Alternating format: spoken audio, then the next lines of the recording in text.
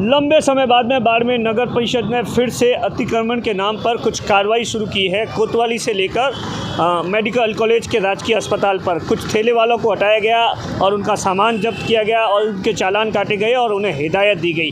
लेकिन सबसे बड़ा सवाल है कि आखिर शहर और उसके आसपास के इलाकों में लाखों और करोड़ों रुपए की ज़मीन पर अतिक्रमण है, उस पर नगर परिषद क्यों नहीं कोई कार्रवाई करती है। अगर कोई करती है तो एक दिन के लिए करती है और उसके बाद में उस अभियान को ठप कर दिया जाता है, क्योंकि कहीं न कहीं जो बड़े नेता हैं या बाकी लोग हैं जो रसूखदार लोग हैं उनके दबाव में महज कार्रवाई के नाम पर इन लोगों को परेशान करना कहाँ तक जाया जाए। ये बात सही है कि शहर के अंदर जिस तरीके से चारों तरफ से अतिक्रमण है और उसके चलते सबसे बड़ी दिक्कत आती है यातायात व्यवस्था की, लेकिन इससे भी बड़ा सवाल है कि जो लाखों और करोड़ों रुपए की ज़मीन है उस पर अतिक्रमण है, उस पर नगर परिषद कब कार्रवाई करेगी। आइए क्या कुछ नगर परिषद की कार्रवाई हुई है हम आपको बताते हैं।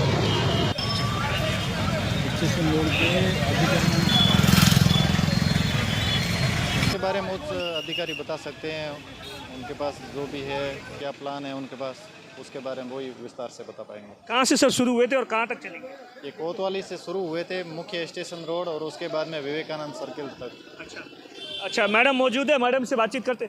मैडम, किस तरीके की यातायात व्यवस्था है और कितनी दिक्कत आती है इतने तमाम तरीके से ठेले वेले नगर परिषद की ओर से, अगर ये सही तरीके से सब कुछ व्यवस्थित हो?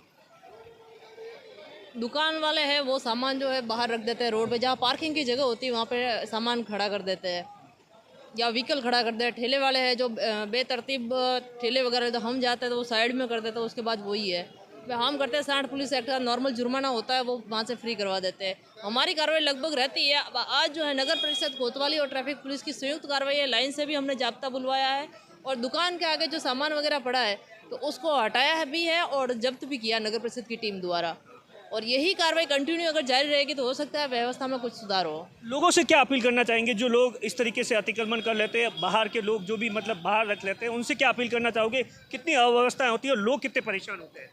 मैं उन दुकानदार सभी भाइयों से मैं निवेदन करना चाहूँगी कि जो सामान आप दुकान के बाहर रखते हो, आपका दुकान का सामान जो बिकना होगा वो तो ग्राहक आपके पास ही आएगा।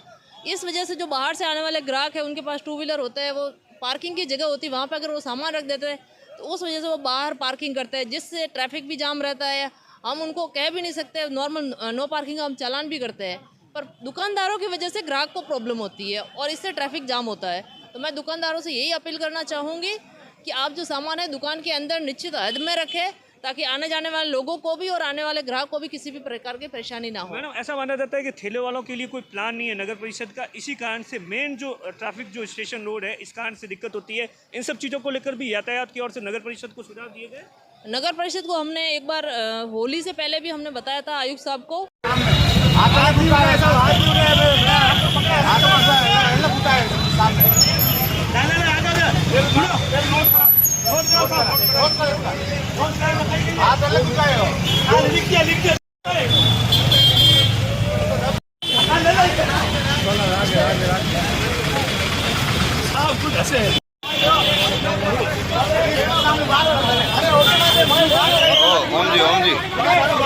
ओम जी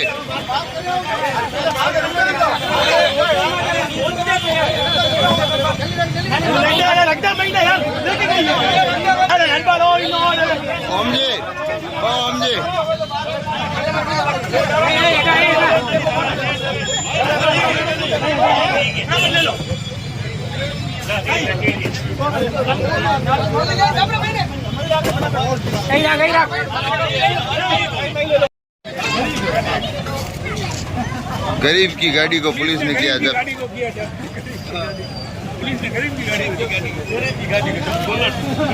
देखिए ये गरीब की गाड़ी है, आगे गरीब लिखा हुआ है, बुलेट गाड़ी है और पुलिस ने इसको जब्त कर लिया है क्योंकि ये जो निर्धारित पट्टी है उसके बाहर खड़ी थी। गरीब की गाड़ी है, आप देख सकते हैं इसके आगे गरीब भी लिख रखा है।